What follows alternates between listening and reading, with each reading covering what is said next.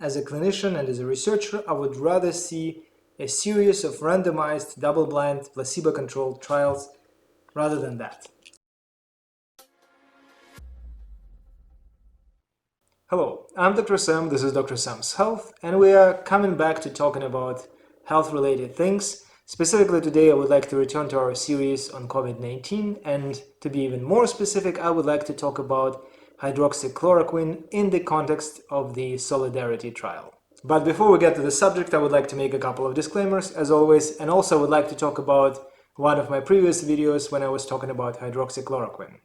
Let's start with disclaimers. First of all, I'm a medical doctor, I'm a practicing physician, but nothing I talk about in my videos or in my blogs is medical advice.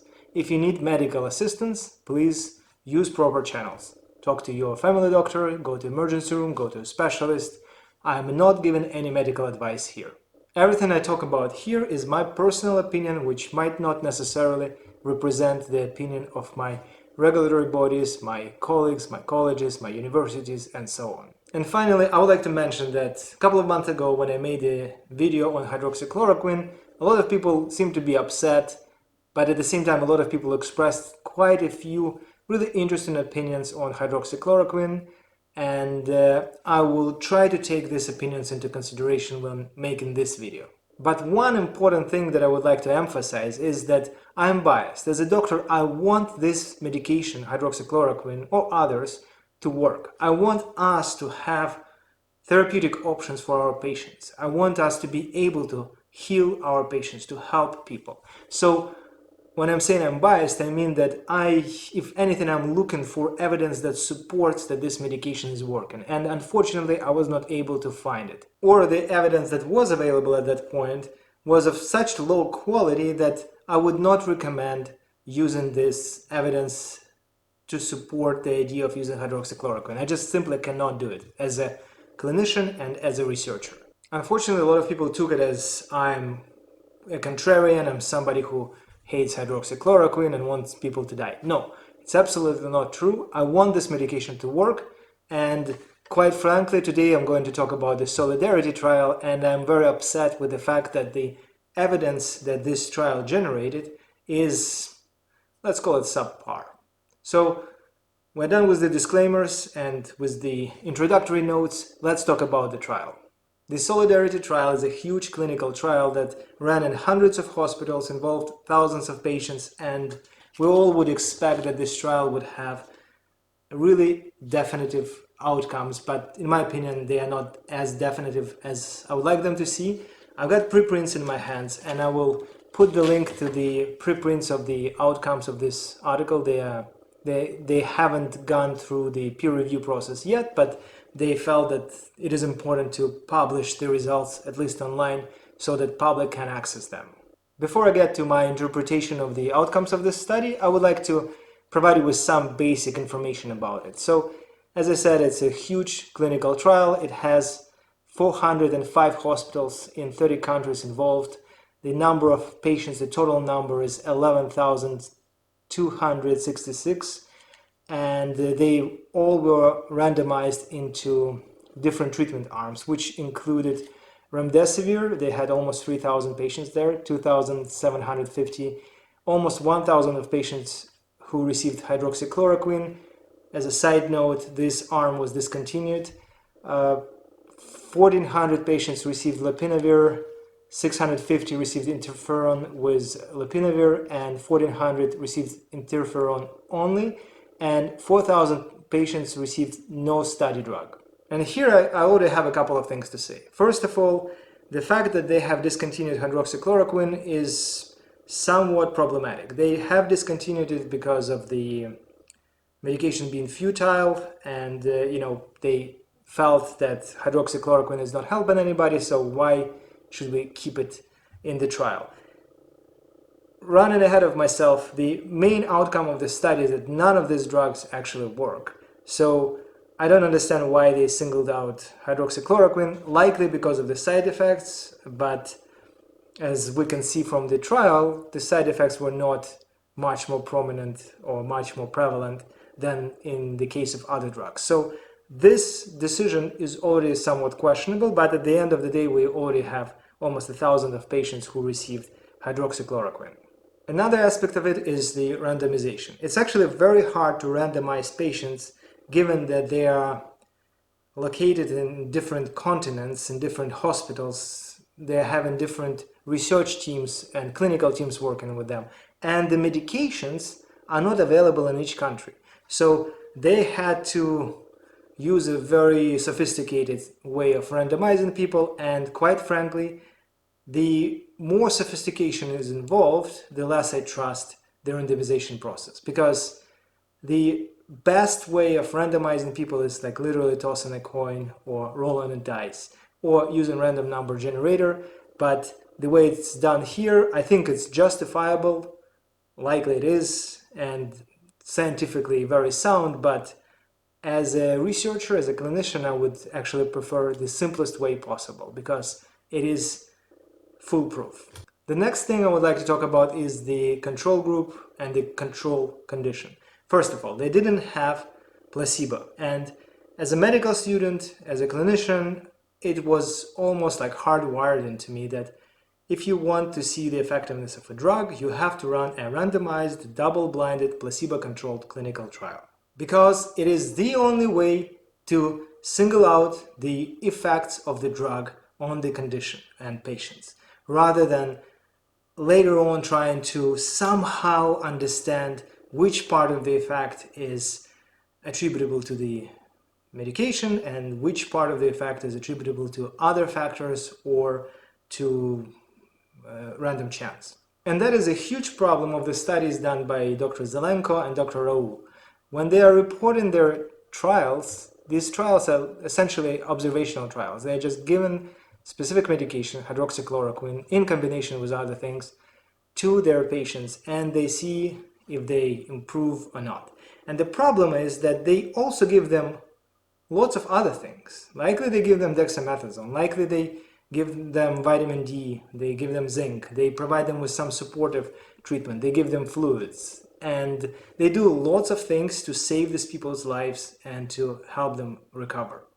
And unfortunately, we ended up having a very similar problem with this trial. It's a huge clinical trial, but just because of the way they are randomizing people and because of the fact that there is no placebo, it's not a blinded study, they have multiple hospitals, 400 hospitals in 30 countries providing controlled treatment, which is a standard of care, which can differ and it varies between countries and between hospitals. So even at this point, we do not know how heterogeneous, how variable this standard of care treatment is to begin with. Plus, if a doctor and the clinical team and the patient know what the patient is receiving, whether it's a hydroxychloroquine or no hydroxychloroquine, their approach will be inherently different from the double-blinded clinical trial, because they know that the patient receives a drug that might have some cardiovascular problems, so they might take this into consideration, they might do something about that. If the patient is not receiving hydroxychloroquine, they might give them something else, they might increase the doses of other medications, they might do things differently. And that's a huge problem. And I'm sorry if I'm being super vague when I'm talking about this right now, but that's the gist of my issue with this clinical trial. It's a huge trial that ends up with so much vagueness and heterogeneity that does not allow to properly separate signal from the noise. So at the end of the day, when they're reporting their results, and the results in one sentence are none of the studied drugs showed any benefit in comparison to standard of care.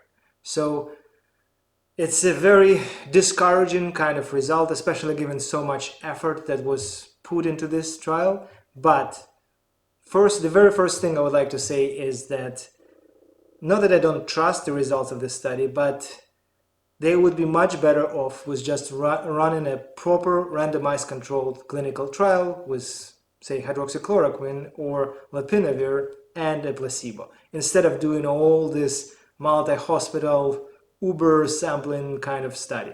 We don't need this. If you have just taken several hundred patients and randomly assigned them in one hospital to, say, hydroxychloroquine and placebo, and watch them for 14 days or 28 days, whatever you prefer, the results would be much more definitive than the results of this huge trial that likely cost tens, if not hundreds of millions of dollars. The second issue that I personally see in this trial is that we don't know exactly how good the standard of care is, and likely it is actually pretty good because all these centers are specialized in treatment of infectious pneumonia effectively, right? So what is happening is, or what might be happening is that most of the patients recover because of the standard of care. And the added effect of, say, hydroxychloroquine or any other drug out of the list is simply masked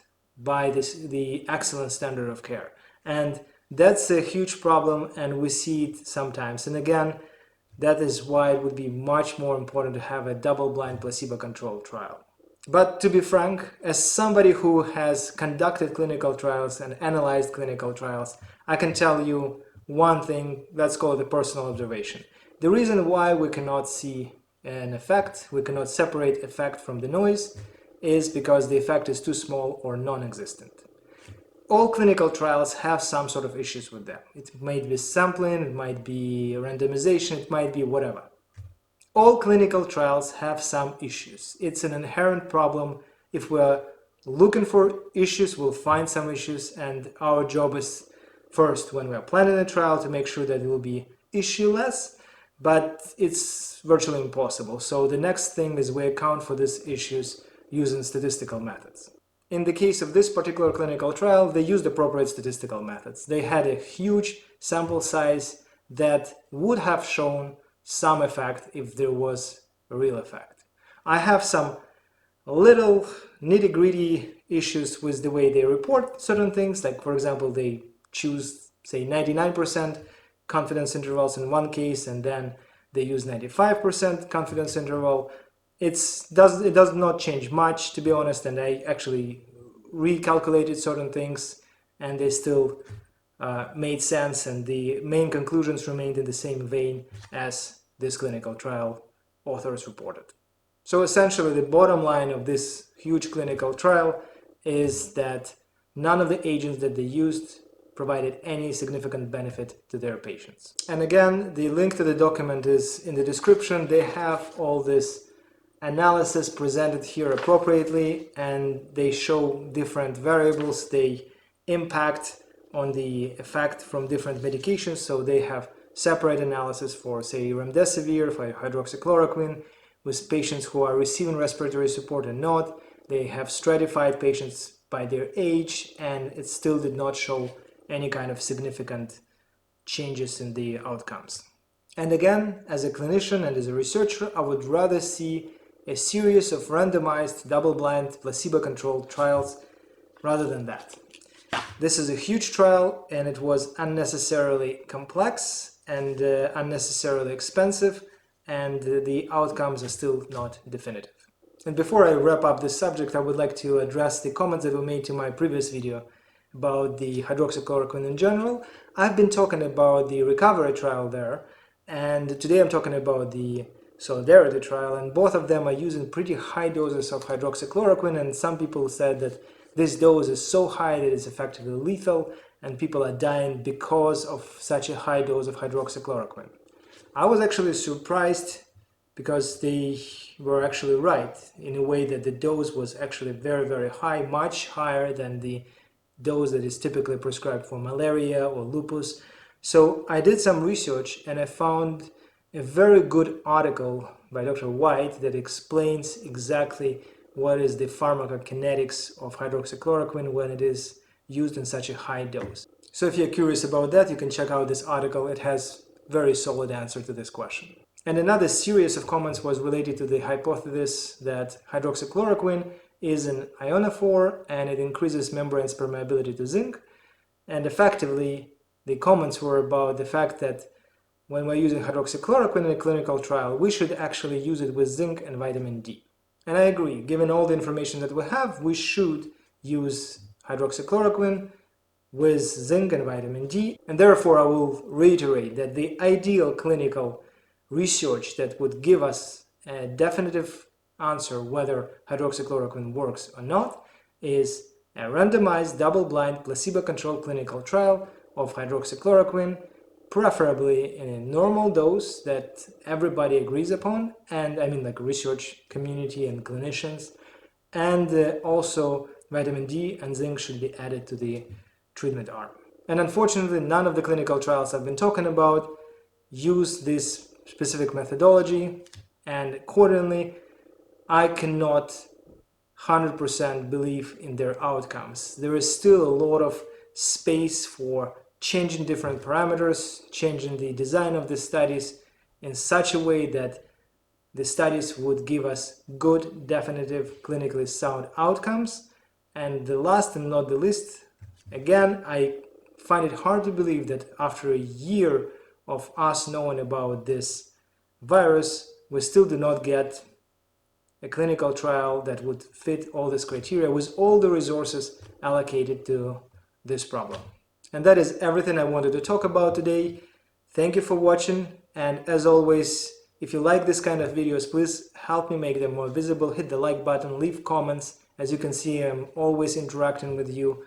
I'm answering these questions, I'm mentioning the comments in my videos.